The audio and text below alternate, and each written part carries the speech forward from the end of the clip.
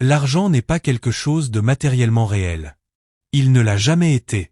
C'est le fruit d'un accord collectif, un concept social que nous avons appris à accepter dès le premier jour où nous avons tenu une pièce de monnaie. As-tu déjà réfléchi à ce que tu as vraiment entre les mains? Ce n'est pas du pouvoir, ni de la sécurité, encore moins de la liberté. Ce n'est que du papier, de l'encre ou des chiffres sur un écran.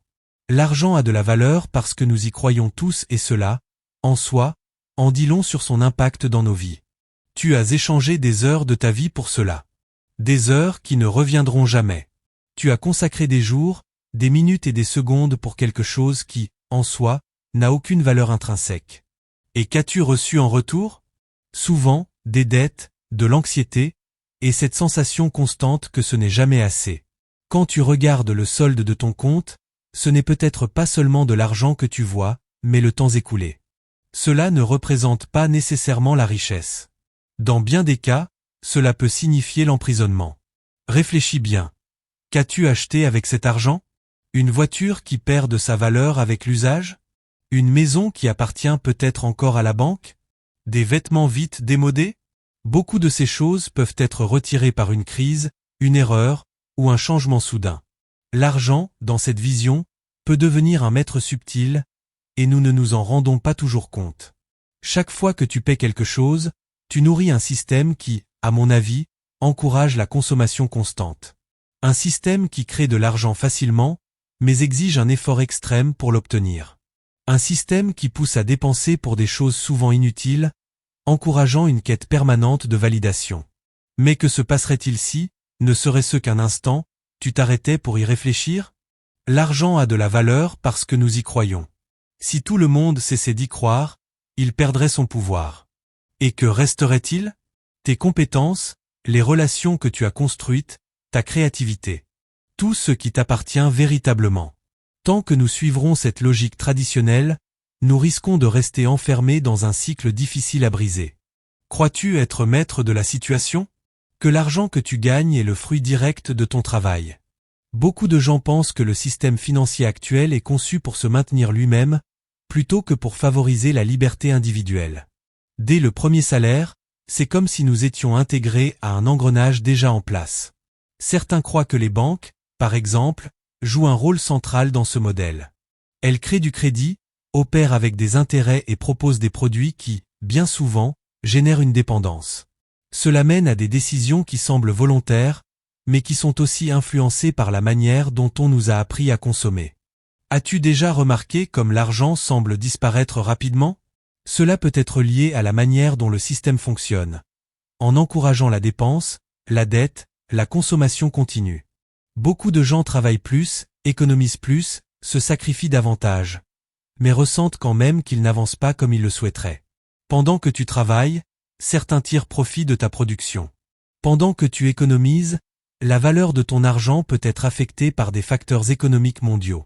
Et en temps de crise, tout semble plus incertain. Il ne s'agit pas de désigner des coupables, mais de questionner. Sommes-nous conscients du fonctionnement réel de tout cela? Et la question la plus importante. Jusqu'à quand allons-nous accepter cette logique sans réfléchir?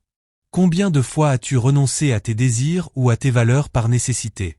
Combien de fois t'es-tu tu, as-tu cédé ou accepté moins que ce que tu méritais pour des raisons financières? L'argent, bien qu'étant un symbole, peut avoir des effets réels sur notre santé émotionnelle. Il peut nous éloigner de nous-mêmes, si nous n'y prêtons pas attention consciemment. Tu as sans doute remarqué aussi comme il peut affecter les relations. Non pas parce que l'argent est mauvais en soi, mais parce que la manière dont nous l'utilisons, ou dont on nous a appris à l'utiliser, peut nous plonger dans la comparaison, la compétition, la rareté. L'impact le plus fort est peut-être sur notre identité. L'argent peut nous faire croire que notre valeur dépend de ce que nous possédons. Mais est-ce vrai? Te souviens-tu de qui tu étais avant de commencer à courir après la stabilité financière? Des rêves que tu avais? De ce qui te faisait te sentir vivant?